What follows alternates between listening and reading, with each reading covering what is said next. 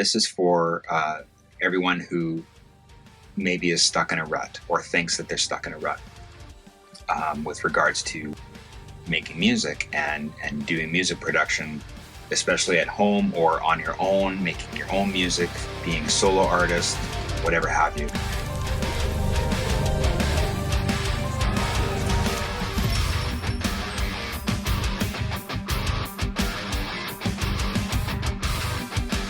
I guess I've just been thinking about this lately, the last few months, and this is just for me, my own personal opinion, but I've come to realize that there's a lot of confusion to where somebody should start when they get stuck in a rut or a writer's block, whatever you want to call it. So for me, I've been trying to make songs. I've got a whole bunch. You know what? Probably everybody has this that's probably watching this video right now. You've probably got a schwack of songs and projects started, and they're like maybe 25% there. You've got a few ideas, you've got 8-bar progression in there, and then you don't touch it for a year. And that's probably a lot of people watching this video. I know it's definitely me. So I've been there, I've done that. The point of this video is not to give a solution to that necessarily, but just to provide a way of thinking. And what I've been thinking about lately is that it's not necessarily that you're in writer's block or anything. It may be that you have too many options. It may be that we just have so many options out there for us to make music with that we're not sure where to start. I have been sucked in to buy the Unity chord packs. I said that on purpose that way. You know who I'm talking about. You probably saw a commercial or an ad for them right before watching this video. Anyway, I've been sucked into buying chord packs from different companies. I got you. I've been sucked into buying plugins from different companies. I got you. MIDI files or who knows what. I got you. Because the marketing for those things is so in your face and it's so real, and they just pitch these things that are like, this is going to solve all your songwriting problems. Well, it doesn't, because the songwriting still has to come from the person in the mirror. What am I talking about here? So again, this is not a rant. This is not to make anyone feel bad for purchasing those things, because I myself have purchased many of them and have not used many of them. The point of this video is to, I guess, encourage you to just think of things a little bit differently. The way I'm trying to think of things now is not so much that I'm using the wrong things, but to help me be creative. I've got plenty of instruments here. I've got all the guitars I need and all the tunings I need. I've got a 5-string, 7-string, 6-string, 4-string, and an acoustic. I've got a MIDI drum set right behind me here. I've got a couple of keyboards, MIDI keyboards, controllers, drum pad controllers. I've got all that stuff. Basically, what I'm saying to myself here is, and this might be a therapy video for me to watch later, I have no excuse. I should have way more finished productions than I currently do. I don't even want to show you what my project list looks like when I open my DAW, because and that might be part of the problem too.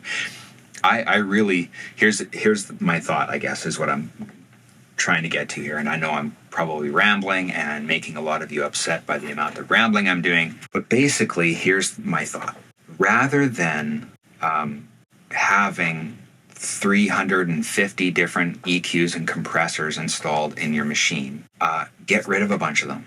Look at the ones that you haven't used for the last few months and just get rid of it. Just go into your DAW, go into the plugin manager, whatever it is, and remove it. Uninstall it, do whatever you got to do. Because the problem with all of the things that we have is that we have too many options. An idea is not born because of the 100 different EQs that you could put on a 4-bar chord progression with an acoustic guitar.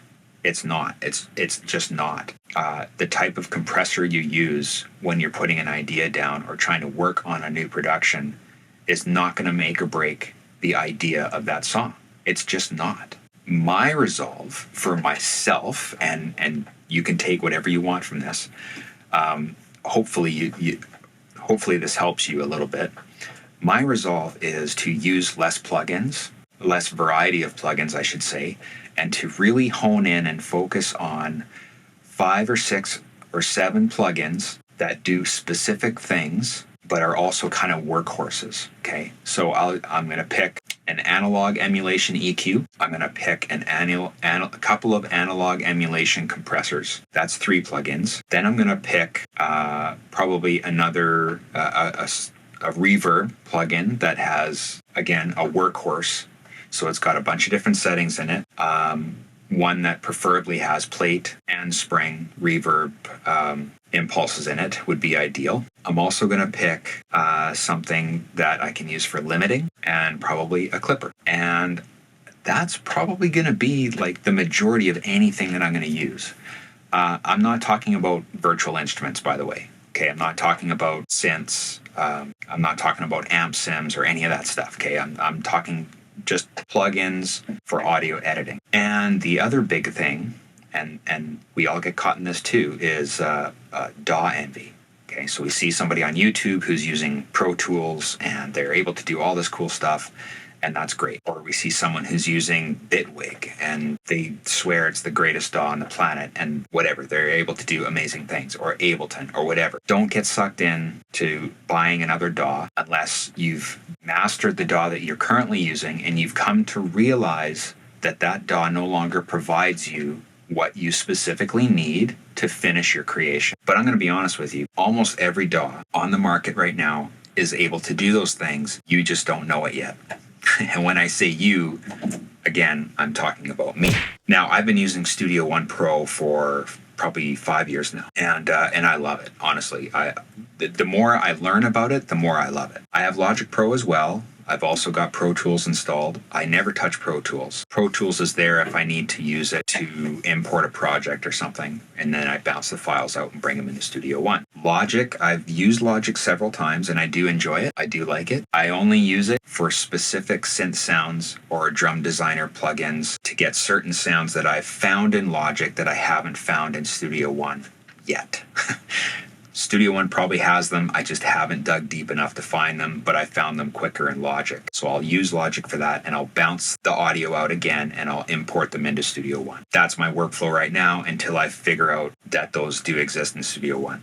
All the DAWs pretty much come with all the plugins that you would ever need, including analog emulation plugins. So the point of all this is that we just need to figure out, the 5, 6, or 7 tools that we need and learn them as best that we can so that we know what to reach for. It's not going to be a guessing game. It's not going to stump your production or your creativity when you have an idea in your head and you're like, I got to get this in my DAW, hit record.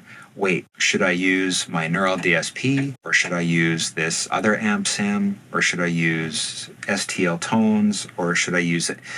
Don't do any of that. Just have a template in your DAW with those specific plugins already there so that you open the DAW, new project, press record, and that's it. And I'm thinking that if you do that, you will find your creativity will increase. You won't get slowed down or stumped by trying to pick the right plugin to use, because the creativity process, that's not the time to pick the plugin. The time to pick the plugin is when you're actually almost finished the whole production and you're mixing things, trying to make the sound better than what's already there. But that's after the song's finished. You've recorded all the tracks, you've recorded everything. It's pretty much done. All you're doing now is you're just mixing it together for consumption from the consumer. That's the time where you choose the plugins and things like that. So again, this was a bit of a rant. Sorry for rambling on. This is more for me than it probably is for you, but I'm hoping that this is able to help you as well. So I'm not asking you to be hard on yourself.